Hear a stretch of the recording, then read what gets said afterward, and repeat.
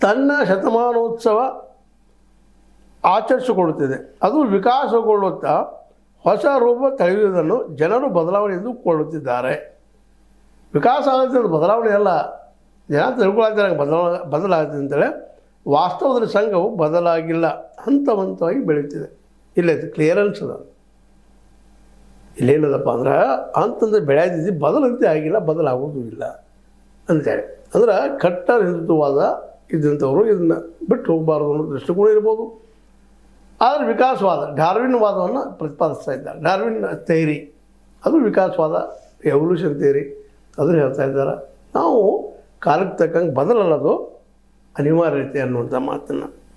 ಬೀಜವನ್ನು ಚಿಗುರಿ ಹೆಮ್ಮರವಾಗಿ ಬೆಳೆದು ಹೂ ಹಣ್ಣುಗಳನ್ನು ನೀಡುವಂತೆ ಸಂಘವು ಬೆಳೆಯುತ್ತಿದೆ. ಹೂ ಹಣ್ಣುಗಳನ್ನು ಬೆಳೆದಂಗೆ ಎಲ್ಲ ಬೆಳೀತಾ ಇದೆ. ನಾವೆಲ್ಲ ಕೂಡಿ ಹೋಗ್ತಾ ಇದ್ದೀವಿ. RSS ಸಂಸ್ಥಾಪಕ ಕೇಶವ್ ಬಲಿರಾಮ್ ಹೆಗಡೆವಾರ್ ಅವರು ಹುಟ್ಟುತ್ತಲೇ ದೇಶಭಕ್ತ. ಅವರು ತಮ್ಮ ಇಡೀ ಜೀವನವನ್ನು ದೇಶ ಸೇವೆಗಾಗಿ ಮುಡಿಪಿಟ್ಟರು. ಸಂಘ ಮತ್ತು ಹೆಗಡೆವಾರ್ ಎರಡೂ ಸಮಾನಾರ್ಥಕ ಪದಗಳು. ಹೀಗೆ ತಮ್ಮ ಸಂಸ್ಥಾಪಕರ ಬಗ್ಗೆ ನಮ್ಮ ಮೋಹನ್ ಭಾಗವತರು ಹೇಳ್ತಾ ಇದ್ದಾರೆ.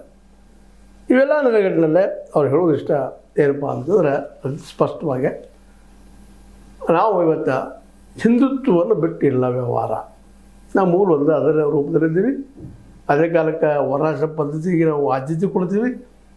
ನಾವು ಏನಪ್ಪ ಅಂದರೆ ಸಮಯಕ್ಕೆ ತಕ್ಕಂಗೆ ಕೆಲವೊಂದಿಷ್ಟು ವಿಕಾಸ ಆಗ್ತಾ ಇದ್ದಾವೆ. ವಿಕಾಸವಾದವನ್ನು ಕೆಲವೊಬ್ಬರು ಬದಲಾವಣೆ ಅಂತ ಹೇಳ್ತಾ ಇದ್ದಾರೆ. ಬದಲಾವಣೆ ಅನ್ನೋದು ವಿಕಾಸ.